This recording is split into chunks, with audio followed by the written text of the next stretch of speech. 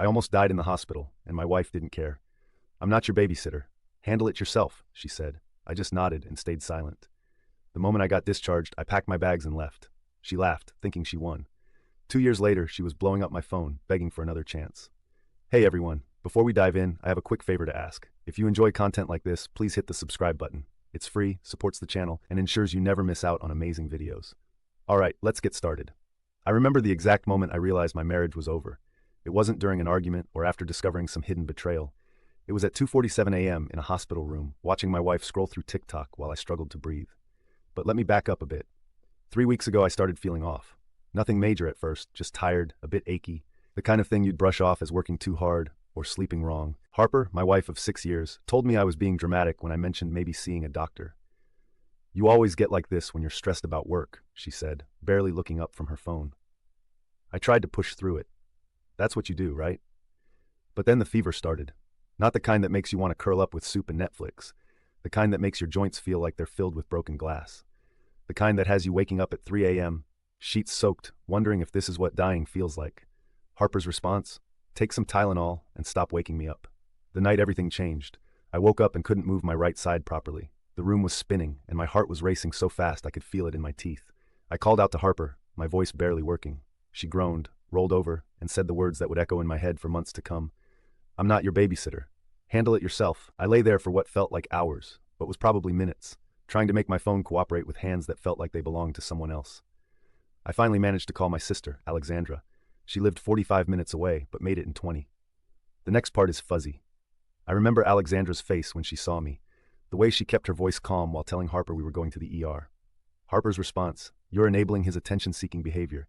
But fine, go ahead. The ER was a blur of activity. Words like septic shock and organ failure floated around me. My temperature was 104.2. My blood pressure was crashing. Something about an infection that had gone systemic. I remember the doctor's face when I told him how long I'd been feeling sick, the way he glanced at Harper, who was sitting in the corner scrolling through Instagram. They admitted me immediately. Alexandra stayed until they made her leave, promising to come back first thing in the morning. Harper looked annoyed when the nurse suggested she stay with me overnight. I have an early meeting tomorrow, she said. He's in good hands here. The next few days were a haze of antibiotics, tests, and fever dreams. Alexandra came every day after work, bringing my laptop, clothes, and actually talking to my doctors. Harper visited twice. The first time, she stayed for 15 minutes and complained about having to pay for parking. The second time, she brought me a cold coffee and spent 30 minutes telling me about drama at her friend's party that I'd missed. But the moment that broke me, it wasn't the complaint about parking or the cold coffee. It was when I asked her to help me get some water. The infection had hit me hard. I could barely lift the cup without spilling it. Her response, I'm not your babysitter. Handle it yourself. The same words from that night. Said with the same annoyed eye roll. I just nodded and stayed silent. The nurse who came in later found me trying to reach the water cup with shaking hands. She helped me drink, checked my temperature, and adjusted my pillows. All while Harper watched TikTok videos on full volume. That's when I knew. 6 years of marriage and my wife had less compassion for me than a stranger who was just doing her job. The realization didn't hit me like a truck or break my heart into a million pieces. It settled into my bones, quietly, like the infection that had nearly killed me. I spent 10 days in that hospital. Alexandra brought me books, sat with me through treatments, and helped me start walking again. When I was stronger, my colleagues sent cards and messages. Even the cafeteria worker who brought my meals showed more concern than my wife, always making sure to bring extra Jell-O because she noticed I liked it. Harper visited 2 more times. Once, to tell me she had to cancel our upcoming vacation because obviously you won't be up for it. And once to complain about how she had to handle everything at home by herself. She never once asked the doctors about my condition, or what care I'd need after discharge. The day I was released, Harper didn't come to pick me up. She texted that she was swamped and asked if Alexandra could handle it. Alexandra did, just like she'd handled everything else. As we drove home, my sister kept glancing at me in the rearview mirror, clearly wanting to say something but holding back. I spent that entire drive planning my exit. They say near-death experiences change you, make you reevaluate your life. Mine showed me the truth about my marriage in HD clarity. Every dismissive comment, every eye roll, every "you're being dramatic" moment played back in my mind like a greatest hits album of red flags I'd ignored. I didn't say anything to Harper that night, or the next day. I just watched her continue her life as if nothing had happened, as if her husband hadn't almost died from an infection while she scrolled through social media. She laughed at her phone, made plans with friends, and complained about her day. Business as usual. I started making my own plans too, quiet ones, the kind that would change everything. But that's another story. Looking at her now, watching her chat animatedly on the phone about weekend plans while I struggle to open a water bottle with my still shaky hands, I realize she has no idea what's coming. She probably thinks she won. That she put me in my place, showed me not to bother her with my neediness. She's about to learn otherwise. Update. First, thank you all for the overwhelming support on my last post. I didn't expect it to blow up like that. Reading your comments helped me feel less crazy about my decision, especially during these past 2 weeks. Yes, 2 weeks. That's how long it took me to leave after getting discharged. Some of you might think that's too fast. Others said I should have left immediately. The truth is, I needed those 2 weeks to make sure I did this right. The day after I got home from the hospital, Harper actually made breakfast. Not for me. She made herself avocado toast and filmed it for her Instagram. I sat at our kitchen counter, still weak and shaky, watching her adjust the lighting for her photo. She glanced at me and said, "You should eat something. There's bread in the freezer." That's when I texted Alexandra, "I need your help getting out." The next 2 weeks were a masterclass in quiet planning. Alexandra connected me with her friend who had an available apartment. Nothing fancy, but it had an elevator, important since I was still recovering, and accepted month-to-month leases. While Harper was at work, Alexandra helped me slowly move essential items. Just enough that Harper wouldn't notice, but enough that I wouldn't have to come back for basics. The hardest part wasn't the physical moving. It was maintaining normalcy at home. Harper barely noticed anything different. She was too busy planning a girls' trip for next month. "You'll be fine by yourself, right?" she asked, not looking up from her laptop. "I mean, you managed in the hospital." I just nodded and added, "Cancel joint credit card," to my mental checklist. The moments that stuck with me weren't the big things. It was finding my hospital discharge papers crumpled in the trash when I needed them for insurance. It was Harper sighing dramatically when I asked if she could pick up my prescription. "Can't you just get it delivered? I'm not your nurse." It was her telling her friends on the phone that I was milking it when I had to rest after trying to do laundry. Alexandra was my lifeline through all of this. She helped me set up automatic payments for my new place, picked up supplies I'd need, and even stocked my fridge. When I tried to thank her, she just hugged me and said, "I should have seen it sooner. I'm sorry." The day I left, I waited until Harper went to work. I had already moved most of my essential things, so this was just the final step. I left my keys on the counter, along with a letter explaining that I was done. No drama, no accusation, just facts. I also left paperwork from my hospital stay, showing just how close I'd come to dying. Maybe she'd read it. Maybe she wouldn't. I turned off my location sharing, blocked her on social media, and changed my phone number. By noon, Alexandra helped me finish setting up my new apartment. By evening, I was sitting on my new couch, eating takeout, when the texts started coming through Alexandra's phone. First one from Harper. Very funny. He'll be back in a week when he realizes he can't handle being alone. Then, tell him he's being ridiculous. He can't just leave because I didn't babysit him enough at the hospital. And finally, he's going to regret this little tantrum. I've already told everyone how unstable he's been since his near-death experience. Alexandra showed me the messages, but didn't push me to respond. Instead, she helped me make a list of things I still needed for the apartment. We were comparing shower curtains online when Harper's email came through. "You're embarrassing both of us. Everyone knows you're just doing this for attention, like you always do. Remember when you needed to go to the ER at 3 a.m.? Come home and we can forget this ever happened. I'll even let you pick the Netflix show tonight." I didn't respond. Instead, I went to my first therapy session the next day. My therapist listened to my story and said something that hit hard. "You know the difference between being lonely and being alone? Lonely is what you felt in that hospital room, with your wife there. Alone is what you are now, and you're already doing better." It's been 2 weeks since I left. My new place is small but peaceful. The elderly couple next door brought me homemade soup when they learned I was recovering from illness. That simple act of kindness from strangers made me cry more than leaving my marriage did. Recovery is slower than I'd like, but I'm getting stronger every day. I can make it through basic tasks without getting winded now. My appetite is coming back. I even managed to cook a real meal yesterday. Just pasta, but it felt like a victory. The most surprising thing? The relief. I expected to feel scared or sad or angry. Instead, I feel like I can finally breathe. No more walking on eggshells. No more bracing for dismissive comments. No more feeling like my existence is an inconvenience. Harper's attempts to contact me have gotten more aggressive. She's called my sister multiple times, cycling between tears and threats. She's told our friends I'm having a mental breakdown. She even posted a vague Instagram story about supporting your spouse through mental health struggles. But here's the thing. Every manipulative message, every attempt to paint me as unstable, every dismissive comment about my hospital stay just confirms I made the right choice. The woman I married, the one I thought would be by my side through sickness and health, showed me exactly who she was when I was at my weakest. I have a consultation with a lawyer next week. Alexandra helped me gather all my medical records and documentation. I've saved the messages where Harper admits to ignoring my symptoms and refusing to help during my medical emergency. I don't want a lengthy legal battle. I just want out. This morning I got a text from an unknown number. You'll be back. You always come back when you need something. Who else would put up with your dramatics? I blocked the number and made myself breakfast. My hands don't shake anymore when I hold the coffee cup. Update 2. It's strange how much can change in a year. Last week I was at the grocery store, reaching for some coffee, when I heard a familiar laugh. That laugh used to make me tense up, prepare excuses, brace for criticism. This time, I just grabbed my coffee and walked away. Harper never even saw me.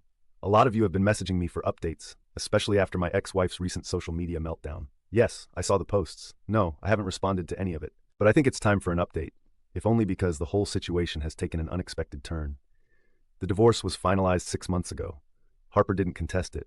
She was too busy maintaining her image of the supportive wife dealing with an unstable husband. The day we signed the papers, she posted a long Instagram caption about loving someone through their demons, with a black and white selfie of her looking pensively out a window. I let her keep that narrative. It was easier than fighting it, and honestly, those who needed to know the truth already did. My recovery took longer than expected. The sepsis left some lasting effects: fatigue, joint pain, occasional brain fog. But here's the thing about not having someone constantly telling you you're being dramatic. You actually listen to your body. I started physical therapy, joined a support group for sepsis survivors, and slowly rebuilt my strength. That's where I met Naomi. She was leaving the building as I was walking in, dropped her water bottle, and we both reached to pick it up. Turned out she was there for grief counseling.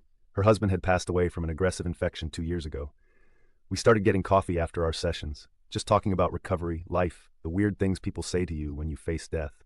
I wasn't looking for anything romantic. Neither was she. Maybe that's why it felt so easy to talk to her. She understood the frustration of having an invisible illness, the way people expect you to just get over it. We became friends first, sharing articles about post-sepsis syndrome and recommending books about healing. Meanwhile, Harper's perfect life started showing cracks. Her friends began reaching out to me one by one.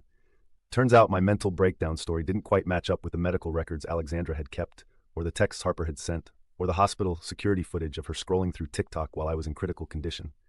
Last month, she lost her closest friend group after they discovered she'd been lying about helping care for me post-hospital. The final straw? She'd told them she'd taken time off work to nurse me back to health, when in reality she'd been on a spa weekend with her new boyfriend. The boyfriend didn't last long after he found her old messages to me. You know, the ones calling me dramatic for only having a 104-degree fever. He reached out to me, actually, asking if everything in those texts was true. I directed him to my medical records and wished him luck. That's when the calls started. First from her mom, then her sister, then Harper herself. I changed my number months ago, so they all went to Alexandra. Their tune had changed from "he's unstable" to "he needs to talk to Harper, she's really struggling." Alexandra's response? So was Owen when he was dying in the hospital. Harper didn't care then. Last week, I got promoted at work. My new role is less physically demanding, but more rewarding. My team brought in cupcakes to celebrate. Naomi surprised me with dinner at my favorite restaurant. It wasn't a date, or at least it didn't start as one, but sitting across from her, watching her laugh about her failed attempt at making soup the day before, something shifted. Yesterday, Harper showed up at my office. She'd lost weight, her usual perfect makeup slightly smudged. Security stopped her in the lobby, but I saw her through the glass doors. She was holding what looked like old photos of us. Classic Harper, always ready with props for her performance. I took the back exit and texted my therapist. "It's okay to feel nothing," she wrote back. That's often healthier than feeling too much. She was right. A year ago, seeing Harper might have shaken me. Now I was more concerned about being late for coffee with Naomi. The support group meeting today was different. Naomi and I shared a look when another survivor talked about their spouse not believing their symptoms.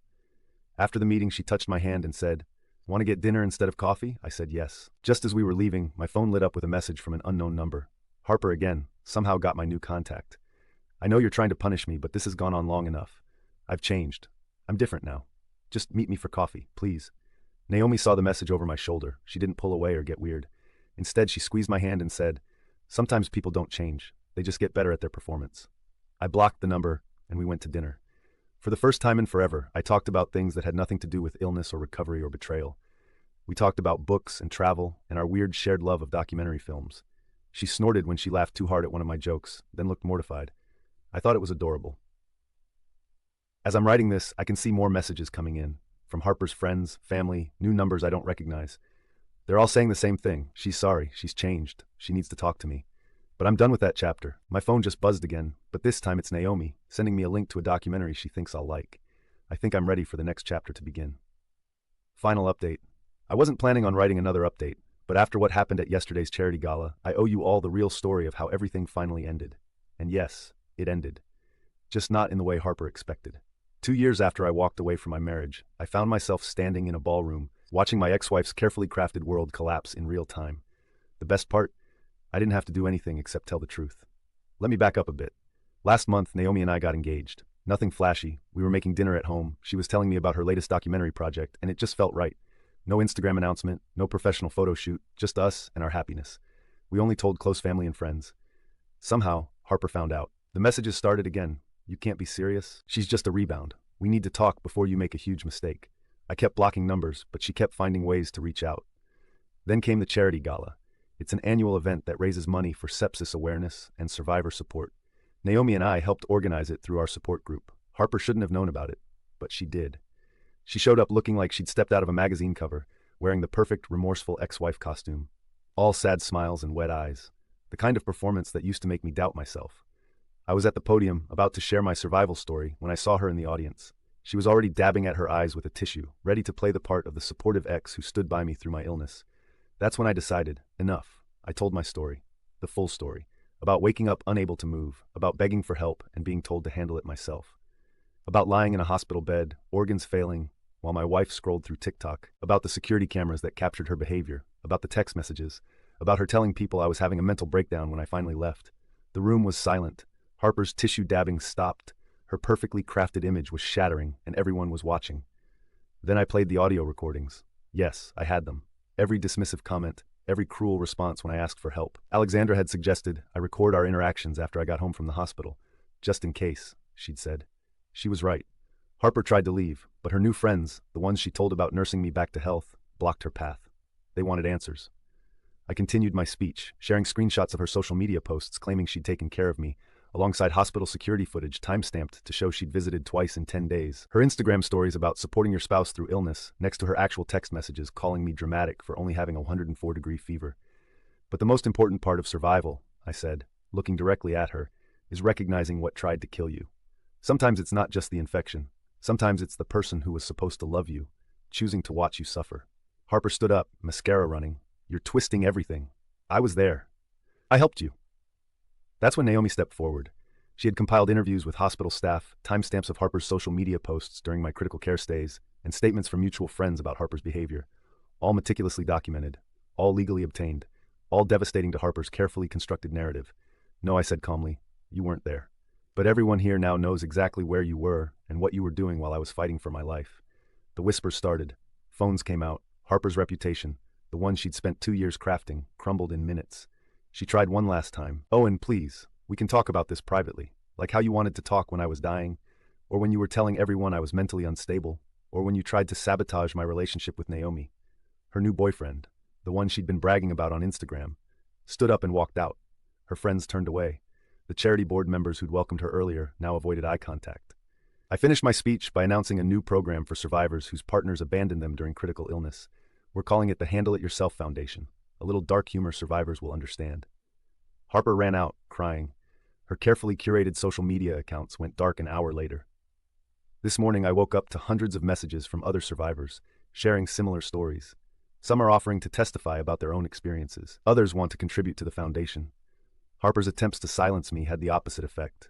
She amplified every voice she tried to shut down. Naomi squeezed my hand as we read through the messages. You know what's better than revenge?